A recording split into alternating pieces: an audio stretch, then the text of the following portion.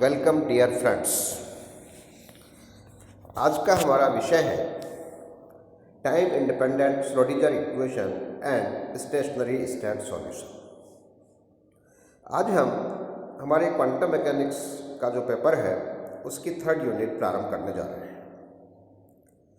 2nd unit में हमने Schrodinger equation के बारे में विस्तार से पढ़ा है।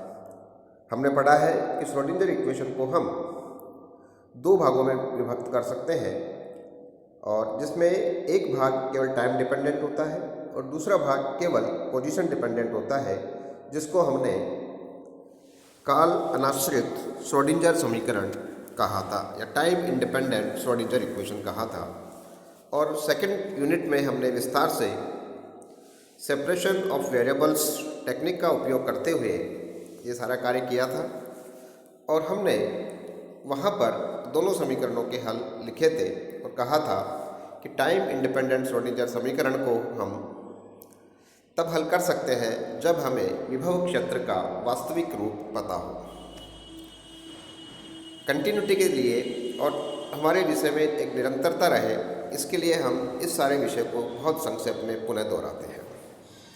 तो 3rd यूनिट का फर्स्ट टॉपिक है time independent Schrodinger equation and stationery state solutions.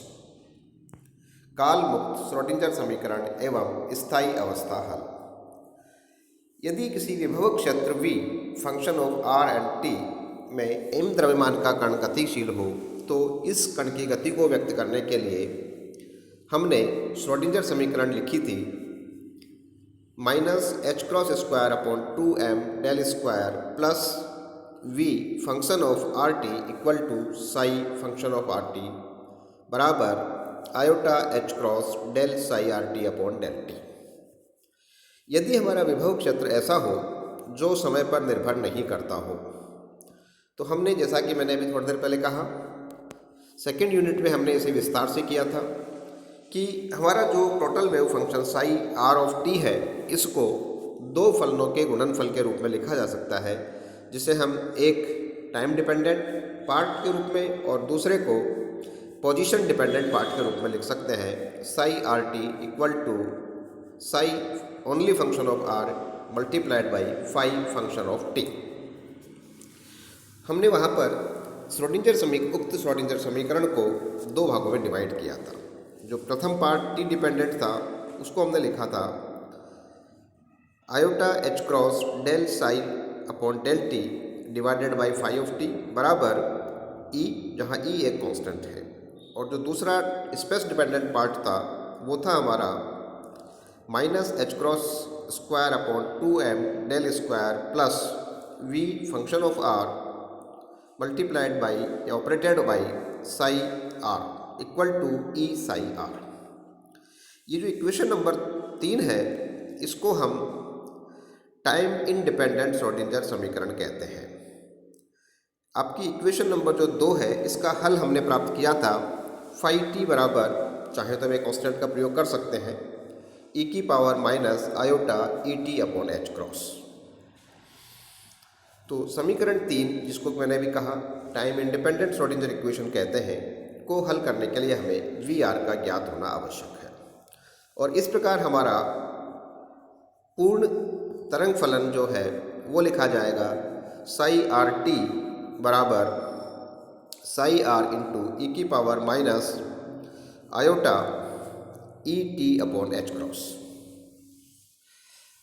जैसा कि हमने डिटेल से डिस्कस किया है कि जो तरंग फलन साई है, इसकी भौतिक सार्थकता के रूप में हमने कहा था कि यह किसी क्षेत्र R में कण के पाए जाने की प्रायिकता से संबद्ध है, और इसके जो मॉडुलस स्क्वायर है वो उसके पाए जाने की प्रायिकता के रूप में व्यक्त किया जाता है। तो अब हम इस संपूर्ण तरंग फलन के संगत अवस्थाओं के लिए प्रोबेबिलिटी डेंसिटी या प्रायिकता घनत्व निकालें, जिसे हम P function of R T के रूप में लिखें, तो पी आर टी बराबर होगा साई आर टी का मॉडुलस स्क्वायर।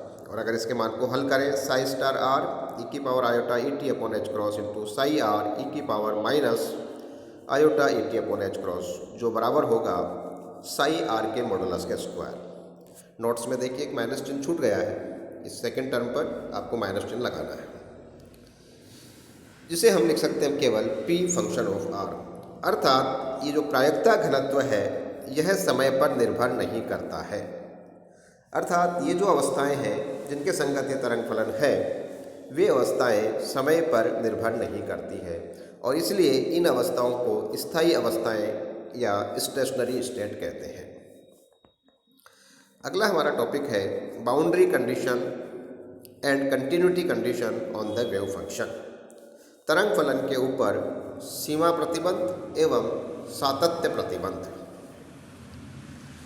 तरंग फलन साई जो कि श्रोडिंगर समीकरण को संतुष्ट करता है, हम जानते हैं कि यह किसी कण के पाए जाने की प्रायिकता से संबंधित है। इसका अर्थ है कि यह तरंग फलन हमारे फिजिकल रियलिटी को एस्टेब्लिश करता हो, उसको संतुष्ट करता हो, इसलिए इसके ऊपर कुछ बाउंड्री कंडीशंस और कंटिन्यूटी कंडीशंस इम्पोज की जाती हैं जो इसके द्वारा पालन करना आवश्यक है। ये कंडीशन है नंबर 1, क्योंकि किसी भी कण के पाए जाने की प्रायिकता अनंत नहीं हो सकती, इसलिए साई एक परिमित होना चाहिए। प्रायिकता एक जगह पर एक ही होनी चाहिए, इसलिए दूसरी कंडीशन है साई एक मानी सिंगल वैल्यूड होना चाहिए। अर्थात किसी एक जगह पर साई का मान एक ही होना चाहिए। यह एक सतत फलन होना चाहिए और चूंकि श्रोडिंगर इक्वेशन सेकेंड ऑर्डर की स्पेस डेरिवेटिव इक्वेशन है, इसलिए इसका first space derivative del psi upon del X, del psi upon del Y और del psi upon del Z भी कंटिन्यूअस होने चाहिए। Thank you.